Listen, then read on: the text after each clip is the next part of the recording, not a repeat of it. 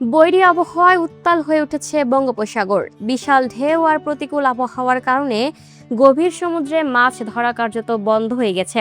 ফলে টানা 4 দিন ধরে সমুদ্রে যেতে পারেনি পটুয়াখালীর অধিকাংশ জেলে।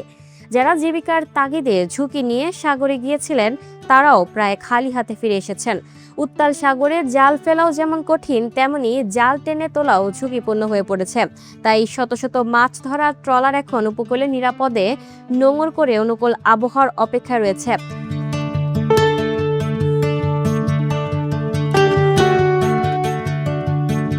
জেলেরা বলছেন, 58 দিনের সরকার নিষেধাজ্ঞা শেষে গত 12ই জুন মাছ ধরা শুরু হলেও সেই স্বস্তি বেশি দিন স্থায়ী হয়নি। 1 মাস না পেরোতেই আবার বৈরী আবহাওয়ার কারণে সমুদ্রে যাওয়া বন্ধ হয়ে গেছে। এতে সংসার চালানো দিন দিন কঠিন হয়ে উঠছে।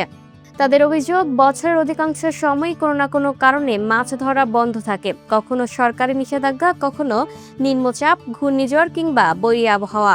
ধার দেনা করে সংসার চালাতে গিয়ে অনেক জেলে পরিবার এখন চরম আর্থিক সংকটে পড়েছে। তবে মৎস্য বিভাগের কর্মকর্তারা বলছেন, আবহাওয়া স্বাভাবিক হলে জেলেরা পর্যাপ্ত ইলিশ সহ অন্যান্য মাছ ধরতে পারবেন। সরকারি নিয়ম মেনে মাছ ধরার কারণে সামুদ্রিক মৎস্য সম্পদও সমৃদ্ধ হচ্ছে বলে তাদের দাবি। মা ইলিশ সংরক্ষণ, জাটকা রক্ষা এবং সামুদ্রিক মাছের প্রজনন বাড়াতে সরকার নিয়মিত বিভিন্ন সময় মাছ ধরায় নিষেধাজ্ঞা দেয়। এর সঙ্গে প্রাকৃতিক দুর্যোগ যোগ হওয়ায় পটুয়াখালীর উপকূলে বছরে প্রায় 250 থেকে 270 দিন মাছ ধরা বন্ধ থাকে।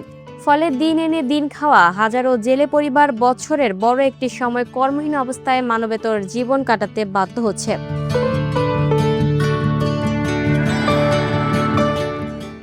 Lucky Akter, up to date news, Dhaka.